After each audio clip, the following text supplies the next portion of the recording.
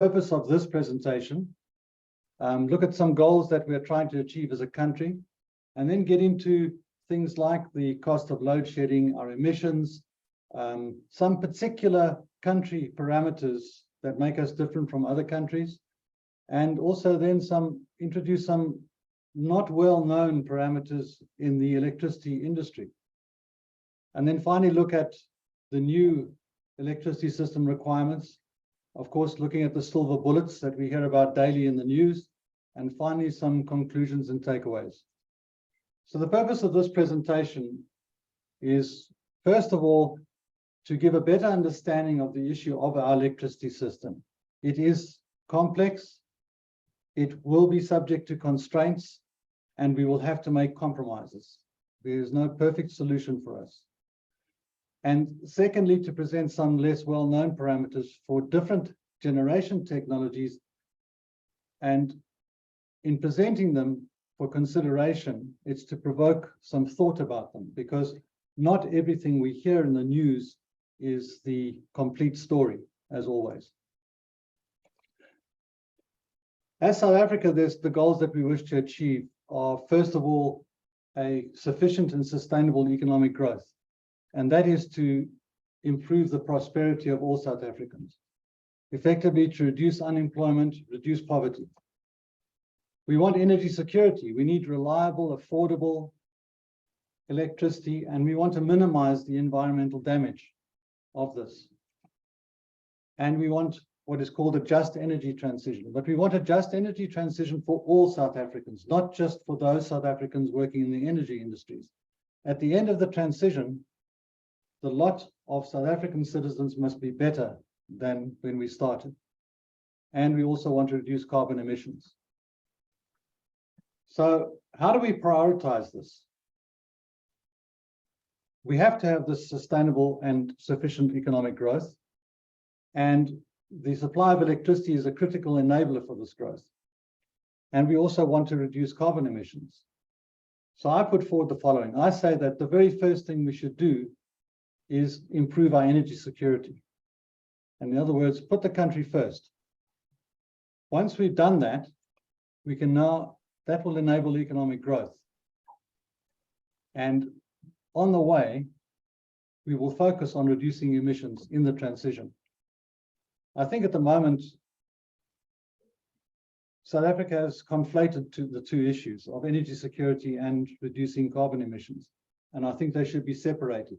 And we should focus on energy security first. Let's look at the estimated cost of load shedding. So if you look at various sources of information, if you look at the CSIR, between January and September this year, 5,700 gigawatt hours of energy was not supplied by Eskom. If you look at ESP, which is the popular app for finding out when your lights are going to go off next, between January and the end of October, you can see that about 7,400 gigawatt hours weren't supplied. So this is called unserved energy. And if you extrapolate this slightly, you say, well, it's not unreasonable to think that at the end of this year, we'll have about 8,000 gigawatt hours of unserved energy, seeing as we're turning off one of the reactors at Kuiberg day after tomorrow. Now, the cost of this unserved energy has been estimated as an average of 84 Rand per kilowatt hour, which sounds amazing. I mean, why would something that you normally paid between 2 and 3 Rand a kilowatt hour for be valued at 84 per kilowatt hour?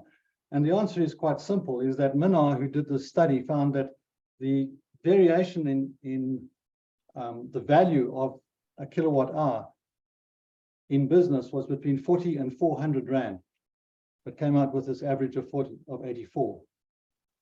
So the cost of the economy, let's assume the 800 gigawatt hours, which by the way is 3.5% of the total demand. Let's assume that half of that is during business hours, because I have to admit that load shedding between 2 and 4 in the morning doesn't worry me. And if you do the sums, it comes out to be an annual cost to the economy of about 336 billion Rand, which of course is 16% of the national budget, which is a sizable amount of money. And we see these numbers thrown around, but we don't see the actual effects of this.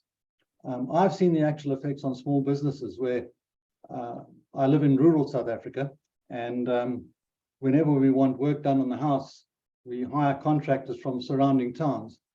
And because of outages, a three-day job may have to take 4 days because of the lack of electricity. And this means that the contractor has to travel from, in our case, Mossel Bay to Swellendam and pay another day's wages, which reduces his profit on his business.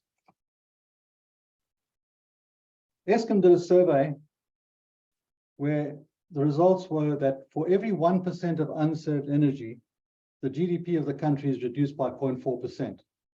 So if we do the sums again and we multiply that up, we can say that the GDP reduction in 2022 will be about 1.5% because of load shedding. And seeing as the current forecast is 1.9%, this is a significant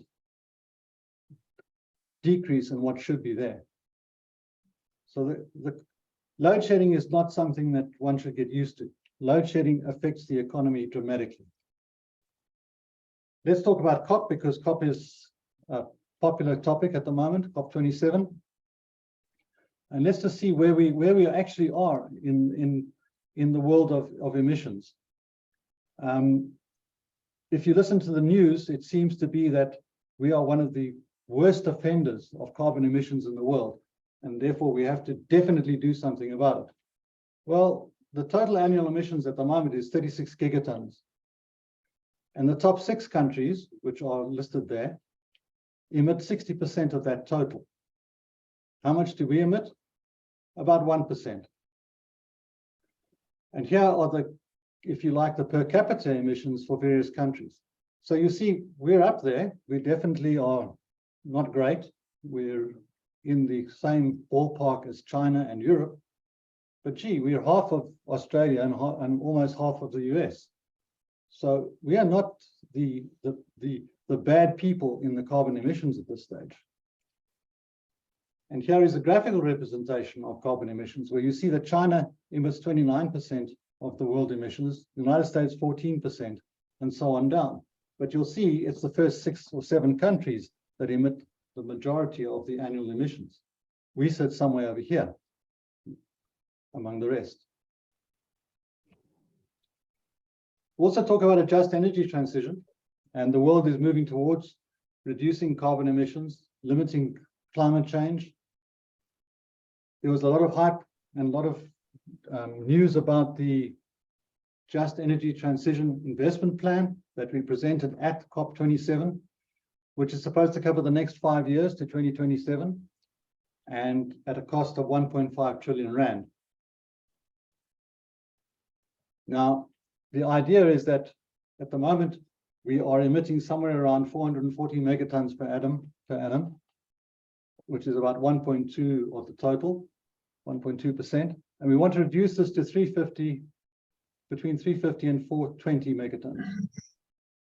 And that's the goal. So at the projected cost of 1.5 trillion, we are going to reduce from 440 down to 420 or 350. The other thing that the investment plan focuses on, of course, is the social effects of this transition. But I have to say that they focus on the direct social effects of the transition and not the country social effects. So they focus directly on the people involved in the energy industries and not the total population of South Africa. Now, for me, a just energy transition would be that at the end of it, everybody should benefit, not just a few people. That 1.5 trillion is split as follows: 70% for electricity transition, 22% on green hydrogen, and the remainder on new energy vehicles. And we'll talk more about green hydrogen later. Now, South Africa is unique in a way, and not unique in necessarily a good way. We have stagnating economic growth. We haven't grown at above 2% for almost the last decade, and that is insufficient to reduce the poverty that is endemic in South Africa. The increasing load shedding is a significant cost to the country, as we've seen before. If you are costing the economy 15% of the national budget, this is not an insignificant amount. And our unemployment is among the highest in the world. Currently, Good news, we reduced from 34.9% to 33.9%, but the expanded unemployment rate hovers around 43%. Youth is a disaster at something like 60%, and this is compared to employment rates of between 3 and 5% for the developed countries. So we are 10 times the developed countries. More than half of our population lives below the upper bound poverty line. And you cannot compare South Africa to a developed country, in my opinion.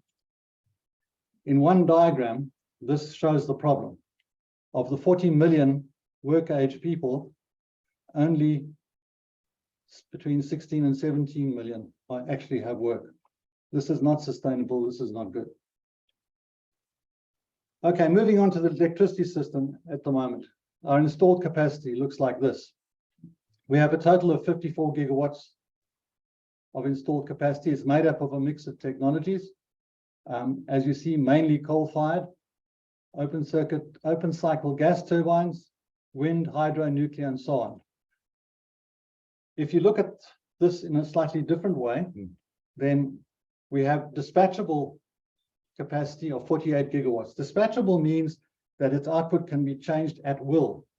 In other words, we can increase and decrease the output depending on what the demand is. We can follow the demand. Variable applies to the renewables, which really depends on the vagaries of the weather. So if the sun shines, we'll get good solar power. If the wind blows, we'll get good wind power. But if it decide not to blow and not to shine, then we won't. There's a parameter called the energy availability factor, which should be around 75 to 80%. We at the moment are sitting at 58%. And this, by the way, is, if you look at the trend, it seems to be decreasing at 2% per annum. So this is not a good situation. We have an unplanned capacity loss factor of 29% of the total, which amounts to between 15 and 18 gigawatts. So there's between 15 and 18 gigawatts of capacity, which is lying idle, and because it's broken, and that was unplanned. We have another 10% or 6 gigawatts, which is being maintained in a planned way. And our maximum demand this last winter was somewhere around 35 gigawatts. Now, I'll leave you to do the little numbers here, because you'll quickly figure out that this 54, and because some of it is variable, although even though the majority of it is dispatchable, we still have a shortage of capacity. Sorry, I've just got a phone call, which I'm just going to get rid of. This diagram comes from the Eskom energy portal, the data portal, and gives the makeup of how energy met the demand during a week in August this year. And apart from being a pretty picture, it tells us quite a story. The black section is the energy provided by coal-fired power stations. The yellow is Koeberg, and you can see Koeberg is a constant, about 2 gigawatts for the whole period of the week. Once we get to the pink, this is the imported energy. And then it starts getting more interesting, because the red here is the open cycle gas turbines. Now, the open cycle gas turbines are meant only to supply energy to shave the peaks. In other words, once the demand up here gets to that maximum, you should be able to effectively deal with that peak using open cycle gas turbines. But you can see here that for most of the day, the gas turbines had to run. And not only the Eskom gas turbines, but also the independent power producer gas turbines. And then we move on where we see that we've got storage systems, pumped water storage systems that provide some of the demand. The dark blue is the wind, green is the photovoltaic. And if you look very carefully, you'll see that the little blips on top are the concentrated solar power. We have a small installation of that. But before we leave this day, we should look at these bars here, which are the manual load reduction. That's called load shedding. So this is where this energy was not supplied. Now, that was a particular day. If you look at the next day, you'll see that the manual load shedding or the manual load reduction was a huge part of that demand. But that gives an idea of how the demand varies during the day, peaks in the evening when people come home for supper and turn everything on, reduces at night during the sleeping hours, and then wakes up again in the morning, and so on. And depending on the day of the week, the peak is different, also depending on the weather. So this is a typical demand picture of the South African country for electricity. What is also interesting is Eskom released information earlier this year showing the cost of the electricity produced by them and used by them from independent power producers. And there's a few things that we should note here. First of all, in the baseload technology area, which is coal and nuclear, we had the cost per kilowatt hour was about 40 cents for coal and 10 cents for nuclear. So you can see the nuclear power station has a very, very low cost of energy at this stage. The peaking gas turbines, the open cycle gas turbines, because they run on diesel, are having expensive costs, 3 Rand 12. If it's an Eskom turbine, the independent power producers 4 Rand 11. The renewable IPPs, the independent power producers, produced energy at 2 Rand and 3 cents per kilowatt hour. There's a small rider to this. By most of the installed renewables at the moment are from the first bid windows of the renewables, and therefore the price here is probably higher than, well, is definitely higher than the later bid windows, but we're still seeing the result of the initial bids. And then imported electricity, which mainly comes from Korabasa, 60 cents a kilowatt hour. Current electricity system characteristics, we have a mix of generation technologies. There's a huge low flexibility baseload component, difficult to change the output of coal-fired power stations and nuclear power stations. You can vary them for something like 10% per hour, but essentially inflexible. As we know, the coal-fired power stations are located over the coal fields, and that 80% of our electricity is coal-fired.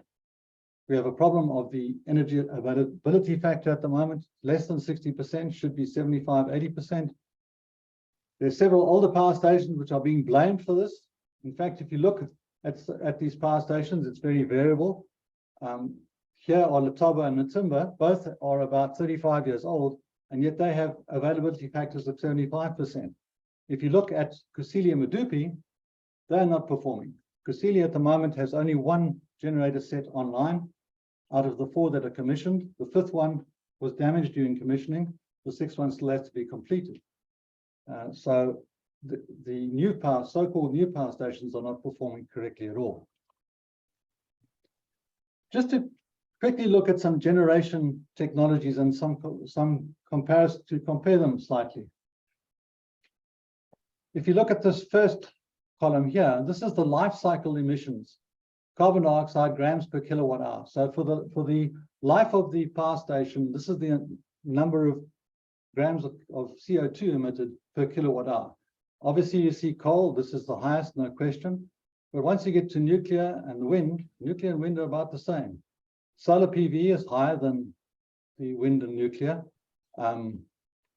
Battery storage also about 3 times for that. Natural gas is about half of coal, and that's something to understand, and so on. If you go to the next thing, the capacity factor. In other words, if you have an installation, how much energy can it provide? If it's a 100 megawatt installation, what can you expect from it? So if it's coal-fired or nuclear, you can expect that 85 or 90% of the time it will generate an output.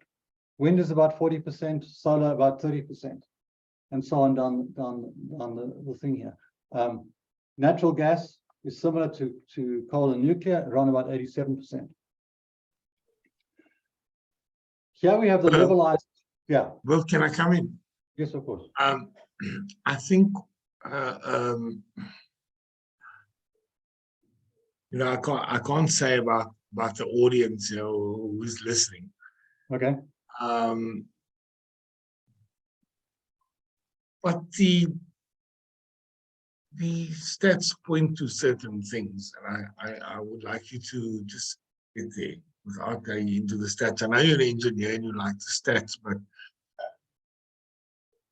I think people want to know They wanna hear, you know, what are our options? What must we go for? You know,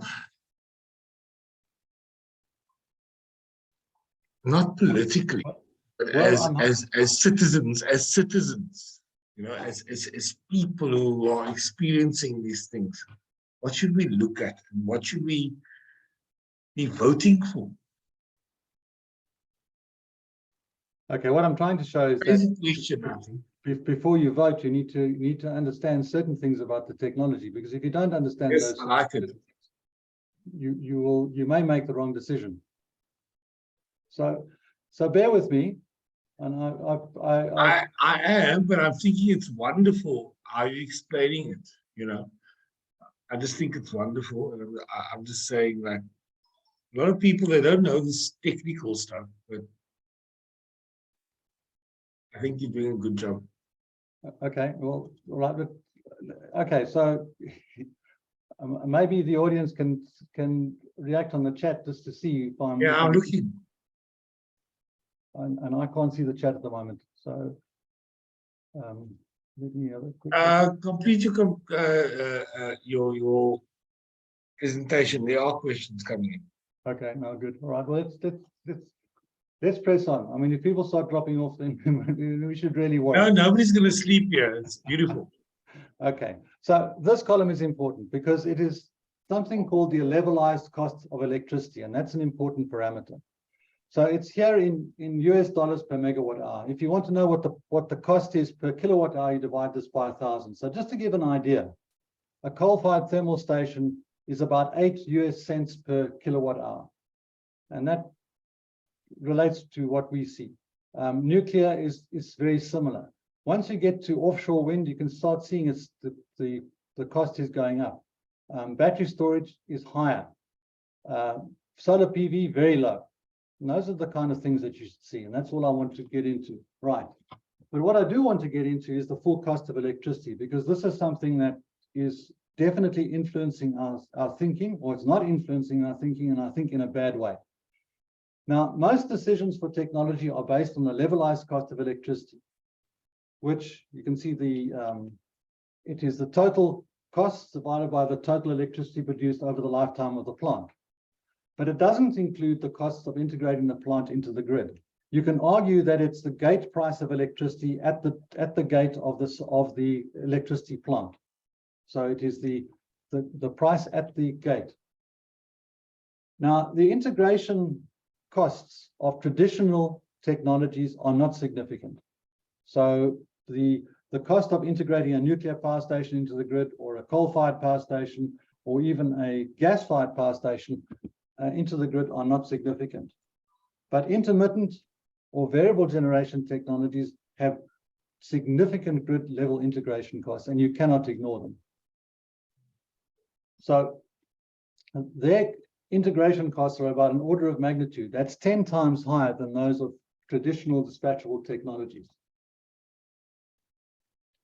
So just again, to get a little bit into the detail, the levelized cost of electricity gives the plant-based electricity cost. It ignores the grid costs, the balancing and utilization costs. The full cost of electricity includes, of course, the building and the fuel and the operation, same as levelized, but then also adds to that the cost of transporting the electricity to the user. If you have to store electricity, it adds that in, and so on, down to the decommissioning and even the cost of the land to put the plant on. Now, the problem with it is it's difficult to calculate, as there is no standard methodology. And the other thing is that the full cost depends on each particular individual system. You can make average costs, but the average, the variation between average and the maximum and minimum can be quite significant. So here is a graphic showing the difference in the integration costs for various technologies, depending on the penetration of those technologies into the electricity system.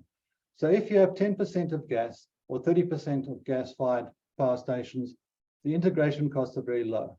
If it's coal, also very low, and it does not depend on the level of penetration or the share of coal-fired power stations. Same for nuclear. Now we start getting into the renewables, and what the thing I want to point out here is that if you have a 10% penetration, in other words, 10% of your installed capacity is onshore wind, you will have a system cost of something like $15 per megawatt hour. Add to that the $40, which is the levelized cost. So you don't have 40, you've got $55 per megawatt hour at the moment. The thing to notice is that as you increase the penetration of renewables, this system cost increases. So it doesn't go down like we're used to seeing most things. Effectively, the cost of electricity increases with penetration. And here you can see with commercial photovoltaic, which is solar, it goes from something like $27 all the way up to $43. Now, if you add that $43 to the 36, you'll see that you're getting very close to $80, which is about the levelized cost of electricity from a coal-fired power station. And that's the point I want to emphasize here, that renewables behave differently to traditional power supplies in that the level of penetration or the share of renewables in the total electricity system has an influence on the cost of electricity. So the next thing is land intensity, and I think everyone knows that. If you had a solar farm with a peak capacity equal to our current coal fleet, it would occupy 900 square kilometers, shall I say. And that's like 100 times more than traditional generation. Of course, I'm not saying you can't use existing roofs. That's, I think, a good use for solar PV. Wind farms, although they occupy a huge space, only something like 1% of the land is actually affected, directly impacted. So you can still farm and have cattle walking around the wind turbines. Solar farms, however, impact 90% of the area. So here is the land used for different technologies. The land intensity, that's in square meters per megawatt hour, varies from well less than 1 square meter per megawatt hour over the life of the generation plant up to something like 10 square meters. So this is at least 100, maybe even more times more land intensive or space intensive. So this is something, again, which people sort of realize, but not realize that the factor between natural gas, nuclear, and coal versus solar or even wind. Another parameter which people don't take into account when they make these decisions is the return on energy invested. Now, before you invest anything in the financial markets, what you'll do is say, what return can I expect? And that's before you put your money down. We don't seem to do that for energy. So effectively, the return on energy invested is measuring the efficiency of an energy system. And you can see there. Now, unless you get energy out of between 5 and 7 times more than you put in, people have worked out that modern society is not able to function correctly. And if you look at the traditional sources of energy, then coal has a return on energy invested of between 20 and 30, nuclear 75, combined cycle gas turbine 28. So well above 7. And that's probably why we are in the position we are. A lot has been talked about corn ethanol. At the time, people were talking about biodiesel and everything like that. And that's fine because maybe you do need liquid fuel if you can't get it anywhere else. But the fact is that if you have a return on energy invested of 1, it means that you put as much energy into producing that fuel as you get out of it. So unless you really have to have liquid fuel, you probably don't want to do that. Now, surprise, of course, is that solar PV has a return on energy invested of between 1 and 5. 1 and 5 is less than 7. So what does that mean? Well, the question that Mearns asked is, are we committing energy and economic suicide by moving away from fossil fuels? We are moving towards energy sources which have much lower return on energy invested than we used to. Is this what we should be doing? I think at the moment, the return on energy invested, any discussion around that is sort of trumped by the decarbonization focus, which is another interesting thing. And because we're ignoring this, we possibly are going to fall off this energy cliff. Now, what is that? Well, here is a graphic which tries to show what the energy cliff is about. What this graphic shows is that it shows the difference. If you have a energy return on investment of 50, it means that 2% of the total energy you input to find the energy and gather the energy, and the other 98% is available. As you get to less and less return on energy invested, then you're going to put more and more energy into gathering the energy until you get down to 1, where you've basically put as much energy in as you get out. So as the return on energy invested declines, you have to ever commit more and more energy, which of course is not good. The blue section here represents the net energy that you have available for other uses. And here is an adapted Maslow's hierarchy of needs, which sort of gives an idea that if you have a return on energy of 7 or 8 to 1, that you can support your family. Education would be 9 to 10. And if you aspire to the higher needs of Maslow, then you need 14 to 1. This is just somebody's representation of this, but I thought it was quite good just to give an idea. This is the basic stuff. To extract energy, you need at least 1.1 to 1, because if it's less than that, why are you doing it? Here we have the same graphic as before, but now superimposed on it are various technologies. And the one of the things I want to draw your attention to, basically, nuclear power is off the curve here, 75. Buffered solar is something like between 2 and 3. Buffered solar means that you have storage to counteract the variability of the solar energy. Wind turbine buffered is slightly better, somewhere sitting between 4, 5, and 6, and so on. So the traditional energy sources are probably 10 times more effective than the current renewables of solar and wind. And that's what I want you to take away from this. Let's look at the material. Could I come in there? Yep. I mean, you know, energy independence, this whole idea of energy independence, you know, I don't know. I'm not sure. Because energy independence means that you must do this whole thing, do your coal, do your gas. I just want to hear what you have to say about that. And just gas extraction, coal extraction. Well, we're sort of getting there, I guess. But let's talk about materials, because materials, of course, is another thing. And let me just get to that. Right. If the future of energy is, I mean, we know it's not, you know, it's not coal extraction. It's not that. So what's energy independence? Can you define what energy independence for a nation is?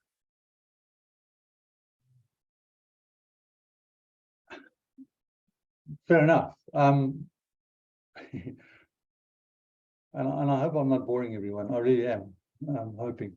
But Zunaid, if you could just hold that question just for now, please. Okay.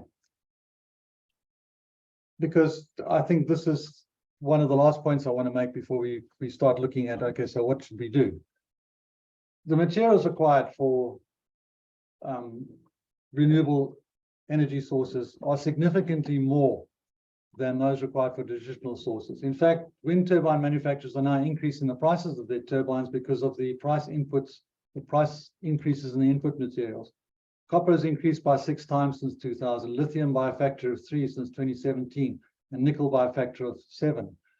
And if you look at the energy intensity of various technologies, then this is in tons per megawatt hour. So in other words, it's tons of material you have to put into a power plant, divided by the number or the amount of energy you get out of it. And if you just look very quickly here, you see that solar and wind is 100 times the traditional one. So you have to put in 100 times more material than for traditional energy sources. So, and here that is represented here in a different graphic. So now if you move on, you say, well, okay, fine, that's all good. A guy called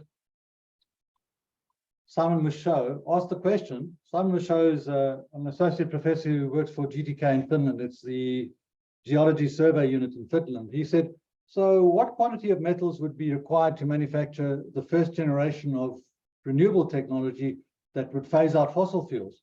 And I thought that was quite interesting. So this is what he came up with. He came up with this table, and I'll just point you to a couple of them. The first is that you would need 4.5 billion tons of copper. The global metal production, annual metal production of copper is 24 million tons, and therefore it would take you 189 years to produce enough copper for that. And if you go down here, you see that for vanadium, for instance, you need 7,000 years. Now, the obvious solution is, well, that's fine.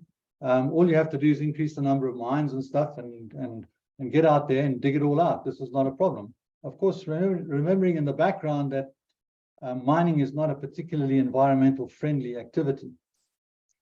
But he took this one step further and came up with this next table, which is more interesting. So you need your 4.5 billion tons of copper. The known reserves are only 880 million, so there's less than 20%. And if you go down here, you'll see that many of these minerals and metals, we have not discovered enough to do that yet. So that gives an indication of the material intensity of these fashionable, if you like, and new technologies. Okay, because I'm going to get into the detail here. The one thing I want you to take from this is what Eskom presented as their plan recently for their transmission grid. And what came out of that is that the variable generation penetration by 2035 will be 50%. Now, remember back that as we increase variable generation capacity, the share of it in the total electricity system, the price of the electricity goes up. So in that particular graphic I showed before, it was 30%, here's 50%. So it's going to be even more expensive. So just think about that. And of course, we'll have to grow the demand to meet 2050. And this is their graphic, which basically says we're going to grow from 55 or 56,000 megawatts capacity presently up to 110,000 in 2035. 2035 is 13 years or 12 years from now.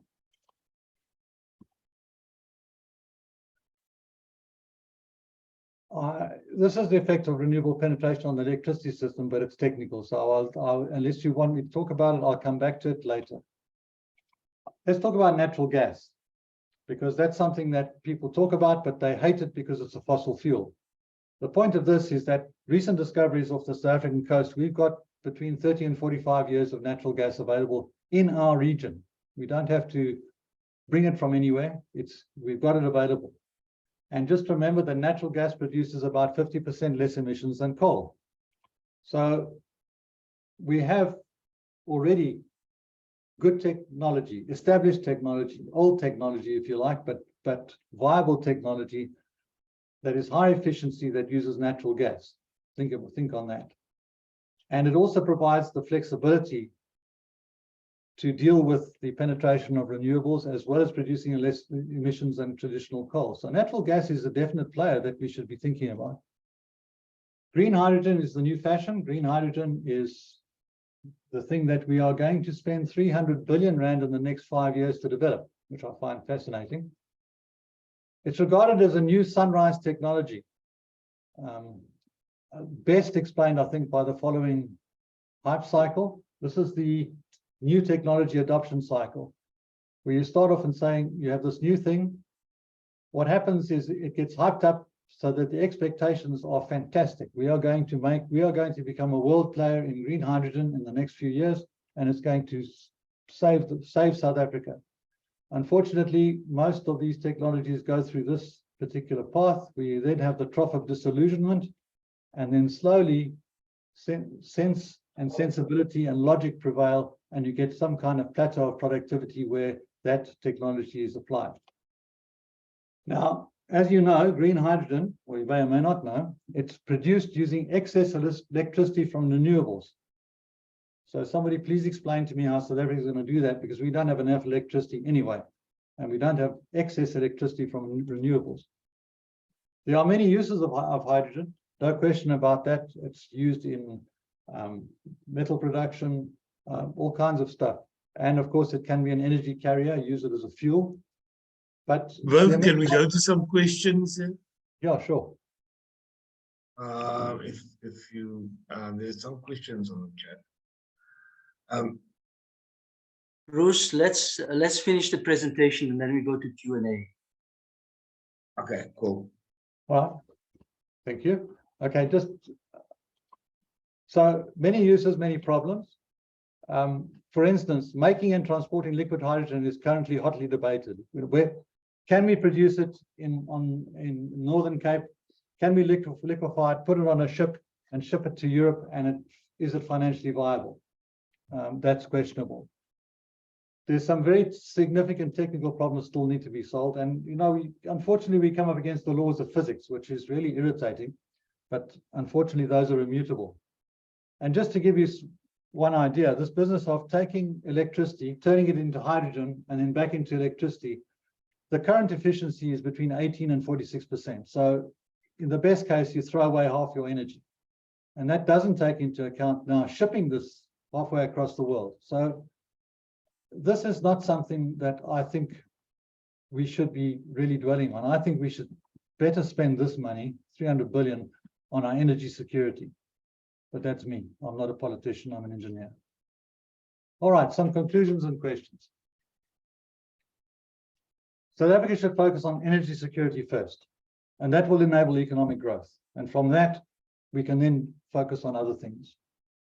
Okay, so I'm going to come in first. There are some other questions here, but what is that? Is it a hybrid? And how is it? You know, you have not made it clear. So we've got coal. So Good. No, what good would question. be energy security? Would it be gas? Would it be the controversial gas that we can mine? If you see, I'm saying that the goal is energy security. Once you've established that goal and say, okay, we're going to focus on energy security, you then look at how do we now solve this problem? And what you would then focus on more than anything else is to say, so what have we got locally available that we can use to improve this energy security? What have we got locally available that will result in cleaner air in Mpumalanga, because you don't want to kill more people than necessary? And what have we got locally that we can access without destroying the ecology and the environment? But the fact is this, is that if you're going to use gas, you're going to have to prospect for gas. And therefore, you're going to have to do the seismic evaluations offshore. If you decide that you want to use shale gas in the Karoo, you're going to have to do proper testing there and proper exploration to find out what the extent of the gas field is. But that's a decision that you have to make, and you have to look at it and say, are we prepared for a certain level of environmental damage? That's what you have to do. You have to decide on the damage to the environment. That's a question. Yeah, thank you. Are we prepared? You know, thank you. Yeah. All of this leads to not easy solutions. So, exactly. This is the whole point. There is no green silver bullet. We would love there to be a silver bullet, but there isn't. People see the current solar and photovoltaic solutions as a silver bullet. And hopefully I've shown you now that, well, maybe, but the fact is that they have their disadvantages, which are significant and that are not going to necessarily provide the solution at all. There's a paper in the literature that basically shows that if you wanted to expand solar photovoltaic, in other words, solar panels, and use that as your main source of energy, the energy produced by the solar panels that you install is insufficient to cater for the growth of solar panels that you need. So another way of looking at that is saying the return on energy to grow the solar industry is negative. And the bottom line, one of the bottom lines is the electricity system is a complex, it's constrained, and will require compromises. It will consist of a mix of renewable and traditional generation technologies. Another conclusion is that when you make a technology decision, it has long-term effects. If you decide to build coal-fired power stations, you have them for the next 40, 50, 60 years. Right. And that's it. So making those decisions, very important to consider them carefully, and consider them with all aspects that you know, to understand the long-term effects. I mean, Japan's got 450,000 tons of solar panels to dispose of at the moment. Did they consider that when they decided to go heavily solar? Yeah, of course. I mean, all of that begs political and policy questions, you know. So yeah. So here's the thing that I think we should do politically. I think we should go to the COP guys and say, listen, we want a dispensation in meeting our reduced emissions for 20 to 30 years. We don't want to be penalized in 2027 for our exports because they come from a so-called high carbon country. And this will enable us to improve our economic position. And during the time that we're improving our economic position, we will put some focus on reducing emissions, but not at the cost of energy security. And by the way, personally, right. I think we should have a plan B. I think we should prepare the country for a warming of 2.5 to 3 degrees, not because of the carbon that we're emitting, but if you look at the behavior of the developed countries at the moment, it's a definite, you can definitely see it's do as I say and not do as I do. Germany has just signed a 20 or 30 year agreement with Qatar for supply of LNG, liquefied natural gas. So this is something that I think as a country we should prepare for. We need to realize we're going to have to adapt to this. But that's a personal opinion. And I say we shouldn't be bullied into carbon. Look, thanks, Viv. It's the Institute for African Alternatives, and who said alternatives are easy, you know? And I like that you presented it as no easy options there. Every option has a particular consequence, and that's what people have to deal with in policy. So I just like the fact that you presented that way, that you presented the options as having consequences. And the consequences are actually what we have to deal with, because you can't take a policy on without understanding its consequences. Every policy has got a negative and a positive, and you have to weigh them up. Is that not correct? Yeah, absolutely. And the problem with these decisions is they're long term. It's not something you can reverse tomorrow. This is one of the big things. I don't know if you've seen, but I see Lutando's got his hand up, and I don't know if you want to deal with that now. So okay, if you've completed the presentation, okay. then we can go on to questions. Otherwise, if you want to wrap up in the next 2 minutes. I can wrap up in the next 2 minutes. Okay, so the current wind and solar technologies, I'm saying they are not what they there are two things. Yeah, Bruce is just finishing up his presentation, and then we'll go to Q&A. All right, sorry about that. Okay, so first of all, the current wind and solar technologies are not what they seem to be at first. They seem to be the real solution, and they're not. So I'm saying we shouldn't rush headlong into these. We shouldn't. Somebody needs to mute their microphone. Someone, can you please mute your mic? Okay, I'll do it. The presentation. Yeah, so another point is, please don't ignore simple fundamental calculations. Like if you're saying you're going to convert everything to renewables, do the calculations to see if the amount of materials sort of figures or not. We must accept that any widespread technology development that improves our living conditions is going to damage the environment. And we have to decide what level of damage we will accept in the environment.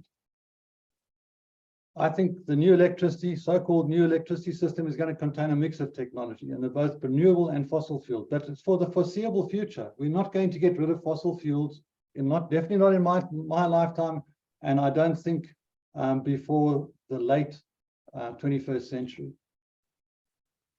For some reason, we don't take the return on energy, we don't take the materials efficiency, and we don't take the integration costs into factoring these technology decisions. And I think that's why a lot of countries, I think, have gone the wrong path completely.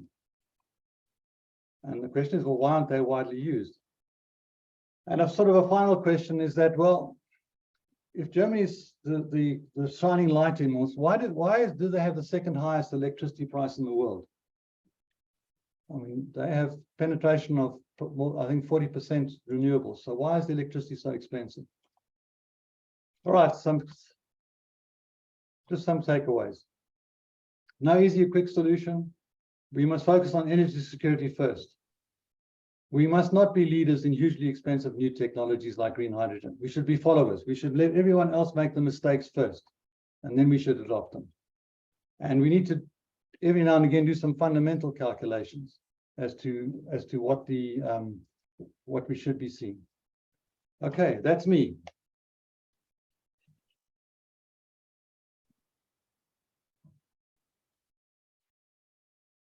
Thank you, Viv.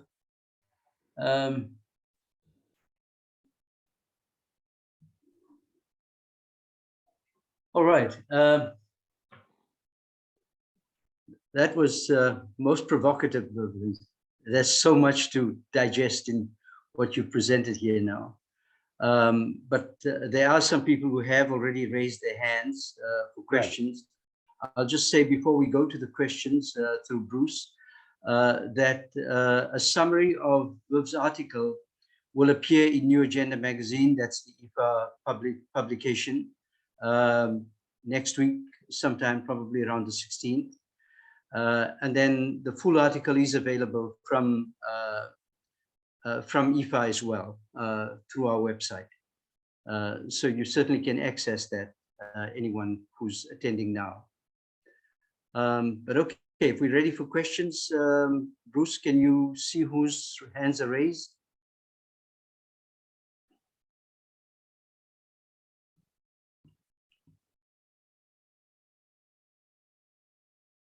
Okay, I see Lutanda. Hi, everyone. Thank you so much for the talk. It was really informative. So my background is in mineral and mining law. And I was just curious about what you said regarding resigning yourself to environmental damage. When we consider what damage the environment can take, but also if we include that the environment as a whole includes people, it includes economic interests, socioeconomic interests. We're not just talking about trees and grass here. Does that not make the need to move away from fossil fuels that much more urgent? And I'm also curious about, I'm surprised at the statistics you've shown here about renewable energy options. And I'm curious as to whether would it look different if we had been more vigorous about those alternatives, 30, 40 years ago, let's say. Is it a question of timing, or would it have been like this regardless of when the transition to renewable energy started? Thanks. Okay. So now, do you want me to answer the question one by one, or how do you want me to do it? I think that's good. Okay, good. Okay, thanks, Lutanda.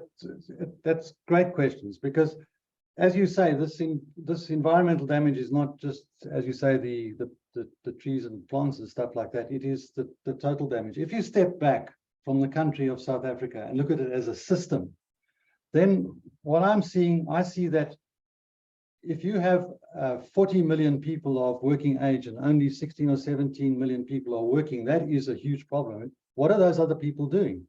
They're obviously not living to realize their aspirations at all.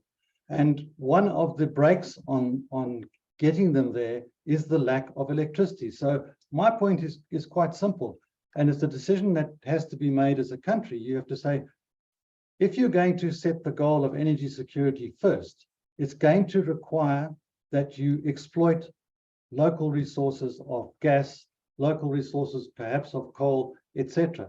You're going to have to do that, local resources of sunlight and wind.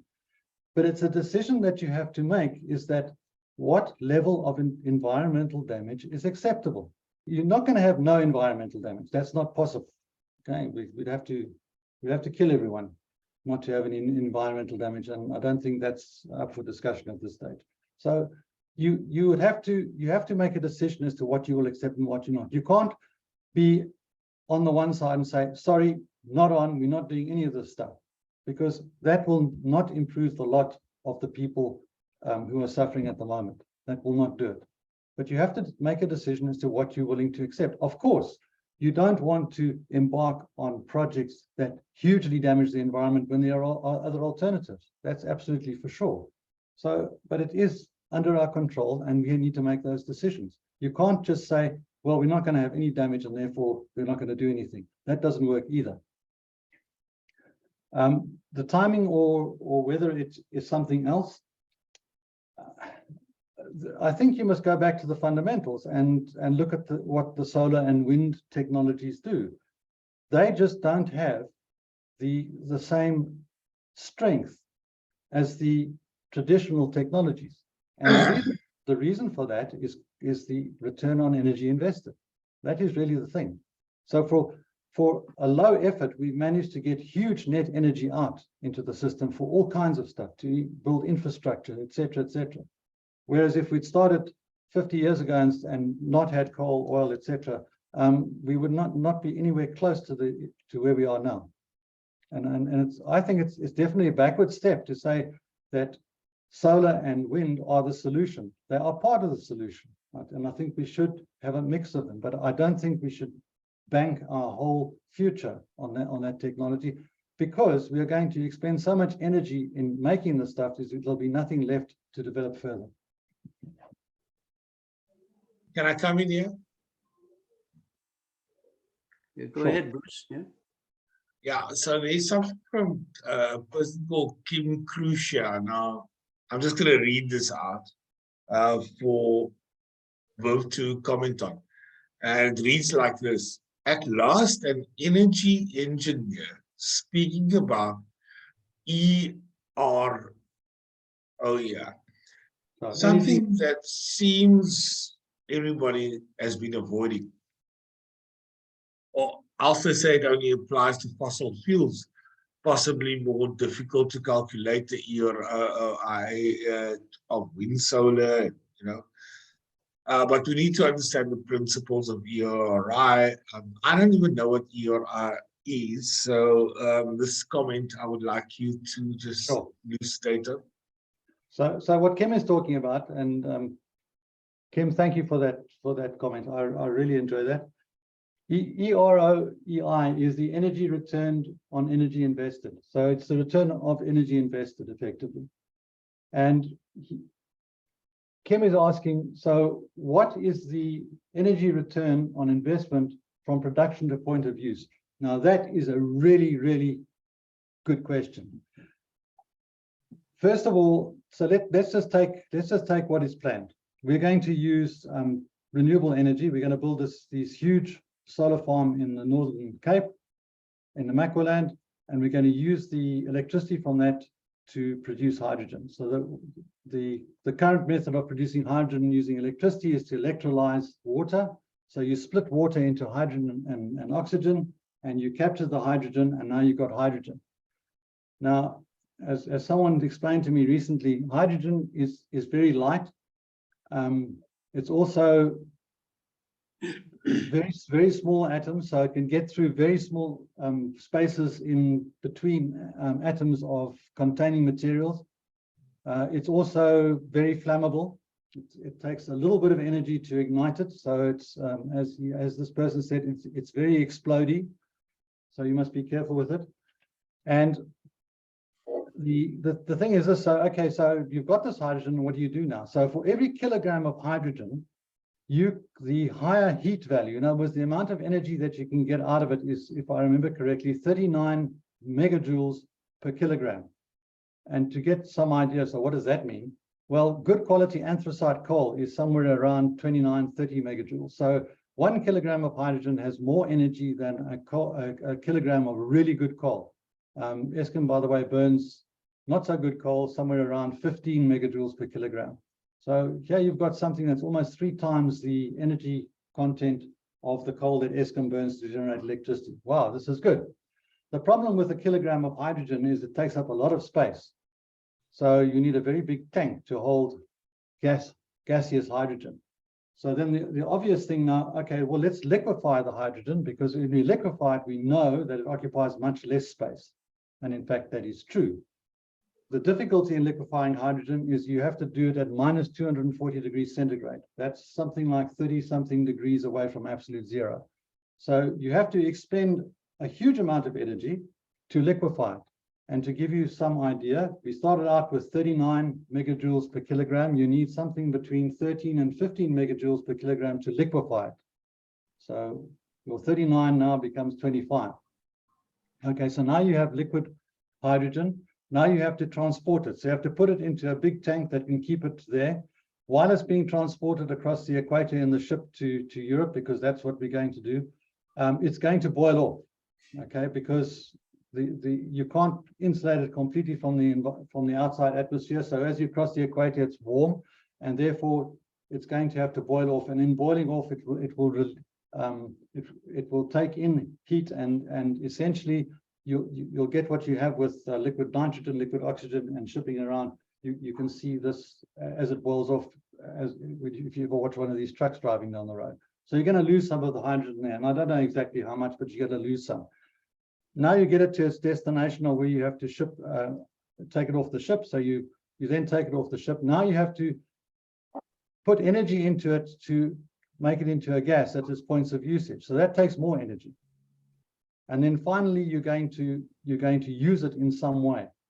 And that is where I said earlier that the round trip energy cycle is somewhere around 18 or 40 to 46% efficient compared, depending on what you exactly want to do with it. So the energy return on investment is, you can argue, if you get 18% out, it's what is that? Something like 4, or even less. So it's probably not viable, because now you're going to have to sell this for some price as well, and that's another whole question.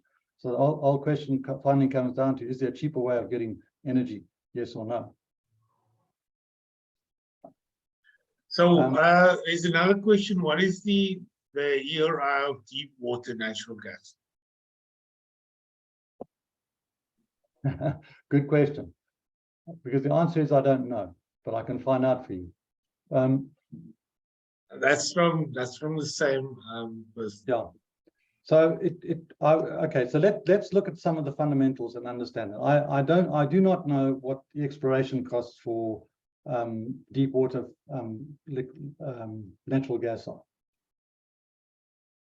But if you go back to the original Moss gas field, it provided gas for probably close to between 25 and 30 years, as far as I remember. So there was an initial effort to find that gas, to drill the wells, to build the infrastructure, to pipe it onto land, to convert it from gas to liquid, which, by the way, is also quite energy intensive. And that ended up with liquid fuel for South Africa. That was the project. Was it profitable in the end? I would assume so. One's never quite sure. Okay, short answer, I don't know. I'm sorry.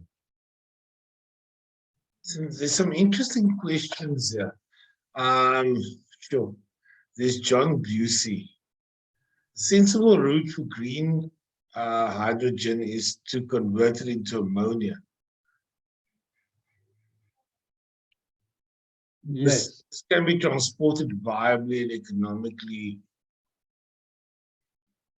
Yes. I don't know. He's trying to say this is an alternative to the gas. It absolutely is. To convert it into ammonia and also needs energy. I don't know what the energy requirement for that is.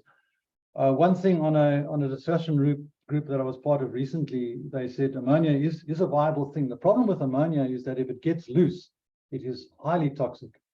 So there's a danger of transporting it. So if you have an accident or something like that, that is. But I'm not an expert in this area, and I don't want to get into the nits and grits. Yeah, I'm quite sure. You know, people are going to ask you very technical questions. I'm going to ask you another one that I get you off the chat. I think maybe you should answer. Surely we need to ratchet up wind and solar energy, and it will take years if we can build a new coal or mine.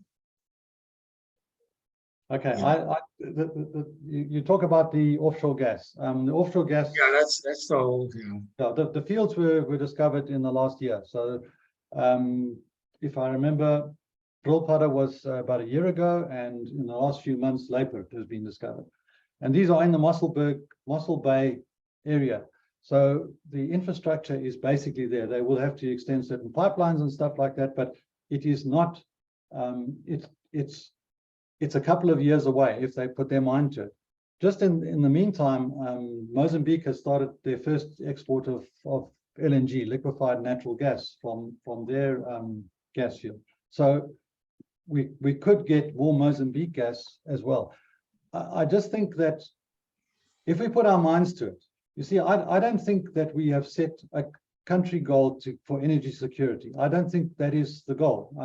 For some reason, that doesn't seem to be stated anywhere, that we're going to go for energy security first.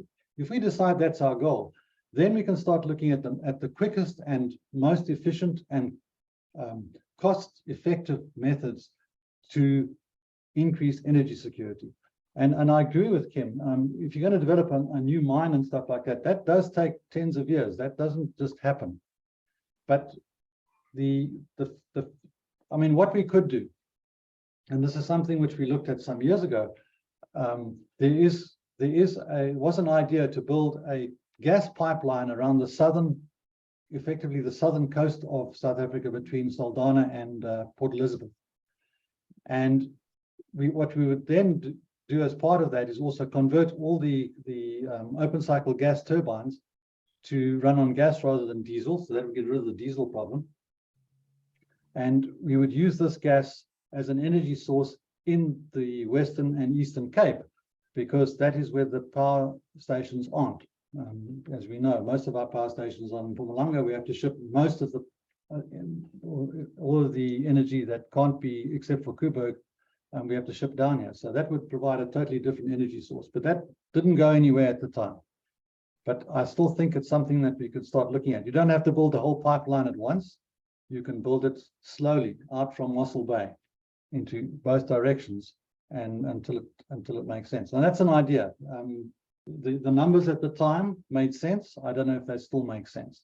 I'm not completely au fait with the actual cost of the gas from Leopard and Brillputter at this stage, and whether it is economically viable. But the fact is, I think there's definitely something one can look at there. My point is this: is that if you don't know where you're going, it's difficult to decide on how to get there. So decide where we want to be, and then let's figure out ways to get there. Okay, so Viv, I mean, there are some other questions here, but I'm just going to close and ask Sinead to speak to this wonderful, very informative discussion. I have a last question for you, Viv. If you look at Europe, and this might sound controversial, but the whole thing of energy, I've got into this whole idea of energy independence, and the whole idea, and what I get from what you're saying is that there is the goal. of reducing carbon emissions, of, you know, being sensitive to the environment. What are you saying about a developing country like South Africa? And I use that very specifically in terms of what I think you're coming from a very technical point of view where you're just giving the facts and you don't want to comment on policy. But are you saying something about policy? Are you saying that we could look at it better in terms of what energy independence means and even our goals of moving to a just transition? I mean, I don't know if I'm asking a good question here, but I'd like you to answer that. Look, I'm happy to give you my opinion. I really am, because I live far away from everybody. So you don't know exactly where I live, so you can't come and beat me up. So that's fine. The thing is this: is if you look at what happened in the US, and the US exploited shale gas, and there are many stories around how they exploited shale gas, which are not pretty stories, and I understand that. But the one thing they did do was effectively, from a net importer of energy, they became a net exporter of energy, and that changed the US dramatically. So instead of being beholden to the oil-rich countries and whatever they decided to do, suddenly the US was no longer beholden to them and dependent on them. So they achieved energy independence. And you can see the growth and everything that happened during the years of the development of natural gas, etc.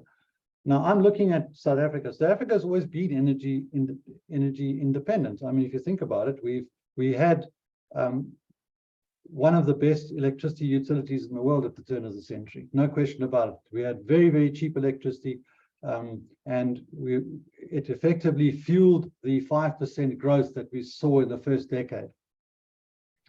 And okay, and I am not pro-coal. You do know you could get into trouble here because you know. I know. But let's look at it objectively, okay? No, sure. But all so what I'm trying to say is that I think we must. You see, I look at South Africa as a system, and I see that there's 24 million people without jobs that should be working. So I'm saying, I think whatever we need to do is effectively achieve energy security and not have the electricity supply put a brake on the economy. There are other things that are putting brakes on the economy, and I'm not going to get into what I think those are. But the one thing that I know for sure that is putting a brake on the economy is electricity, because I've seen it with my own eyes. I've seen how small companies are suffering every single day when the lights go off. They are not achieving their goals. And that is, you multiply that by the number of small businesses in South Africa, and then you get some idea of the 336 billion rand that is costing our economy. So I'm saying you need to stop that. You just need to stop that. And the other point I want to make is you're not going to stop it by having zero effect on the environment. You're not going to stop it. So you have to make a compromise. You have to decide what you will accept, what you won't accept, and what your goal is. That's what you have to do. So it's a series of logical steps that as a country we should be taking, and you have to decide what you want to achieve, where you're starting from, how you're going to get to where you want to be, and realize it's not going to be a perfect process, because it just isn't perfect. Okay, thank you so much, Viv. I'm just going to open this to a few more questions. There's one or two more. I just want to thank you. It's wonderful. Just to say that from IFA's point of view, if you want Viv's presentation, we will bring it to you. My director, Zunaid, is back. I'm going to ask him to close off if there are no other questions. I'm just checking on the chat here.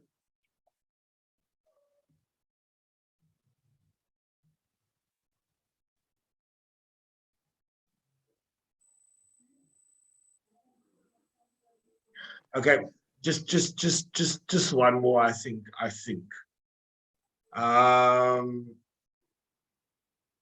Well, obviously, I mean, I think you answered it.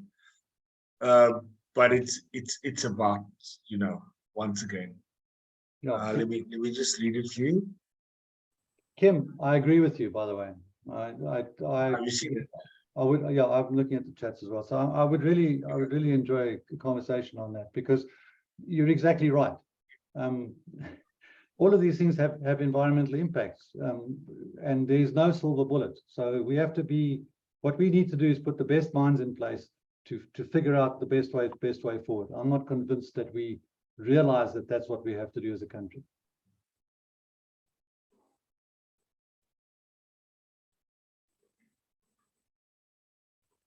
Okay, I'm gonna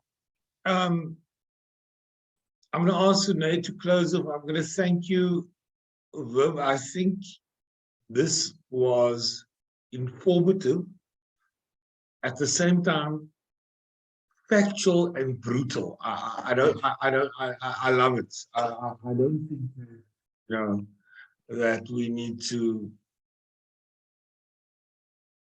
pander. We're looking for solutions, and we're looking for the answers to very hard questions.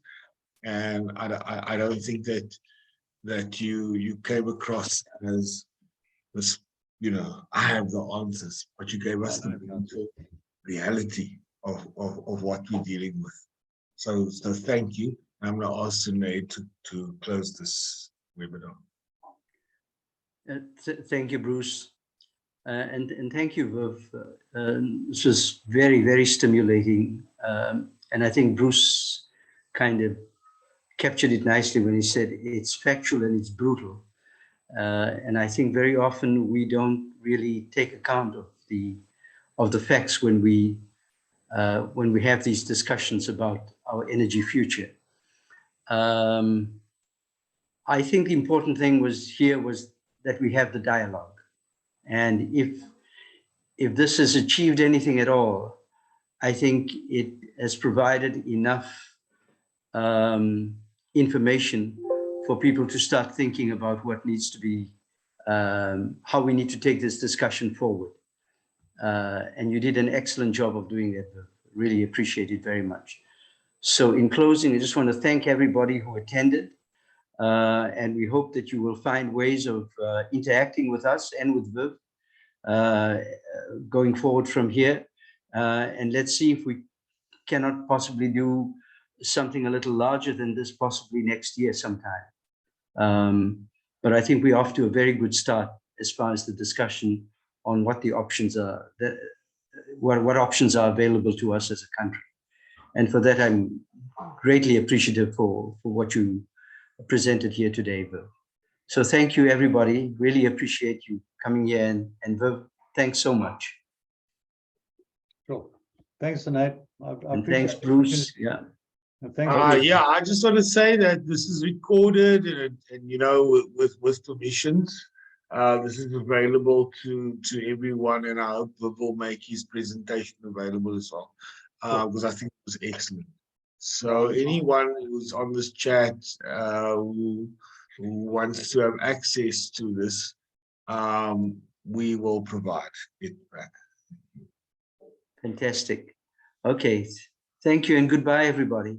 Okay. Goodbye, everyone. Thank you for attending. Really appreciate it. Take care. Thanks, Viv. Okay. Thanks, Viv. Bye-bye. Bye.